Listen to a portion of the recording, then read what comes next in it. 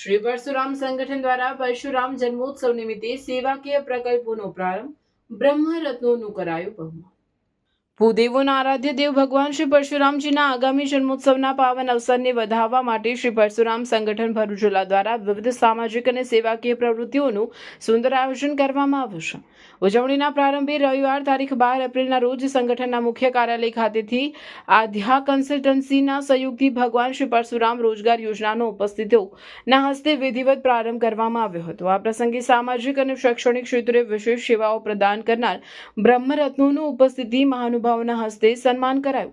સન્માનિત થનાર મહાનુભાવોમાં ભરૂચ જનરલ હોસ્પિટલના civil surgeon doctor Vinodbhai Upadhyay, Bharuch શહેર જિલ્લામાં સંગીત ક્ષેત્રમાં આગવું નામ ધરાવનાર દેવેશભાઈ દવે તથા રક્તદાન ક્ષેત્રે ઉમદા સેવા આપનાર ધર્મેન્દ્રભાઈ પટેલનો સમાવેશ થાય છે।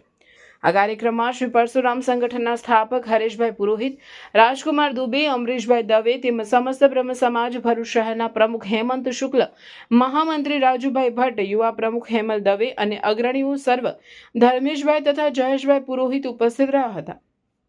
સેવાકીય પ્રવૃત્તિઓના ભાગરૂપે આગામી 15 એપ્રિલ બુધવારના રોજ સોનેરી મહેલ સ્થિત ડોક્ટર ગંગુબેન હડકર હાઈસ્કૂલના સહયોગથી શાળા સંકુલ ખાતે સવારે 10 કલાકે નિઃશુલ્ક ડેન્ટલ કેમ્પનું પણ આયોજન કરવામાં આવ્યું છે। 19 એપ્રિલ સુધી ચાલનારા આ જન્મોત્સવ પ્રસંગે સમગ્ર જિલ્લામાં ભક્તિ અને સેવાનો અનોખો સંગમ જોવા મળી રહ્યો છે। આગામી તારીખ 19ના રોજ ભગવાન શ્રી પરશુરામજીના જન્મોત્સવની ઉજવણી થનાર છે, જે અંતર્ગત શ્રી પરશુરામ સંગઠન દ્વારા દર વર્ષે વિવિધ સેવા કાર્યોના પ્રકલ્પો ચાલુ કરી ભગવાન પરશુરામજીના જન્મોત્સવની ઉજવણી કરવામાં આવે છે। આજરોજ તારીખ 12/4/2026ના રોજ શ્રી પરશુરામ રોજગાર યોજનાનો શ્રી પરશુરામ સંગઠન દ્વારા પ્રારંભ કરવામાં આવ્યો છે। આધ્યા કન્સલ્ટન્સીના સહયોગથી શ્રી પરશુરામ રોજગાર યોજનાનો પ્રારંભ કરવામાં આવ્યો છે। સાથે આજરોજ બ્રહ્મરત્નોનું પણ સન્માન કરવામાં આવ્યું, જેમાં ભરૂચ શહેરના જાણીતા સંગીતજ્ઞ શ્રી દેવેશભાઈ દવેનું સન્માન કરવામાં આવ્યું।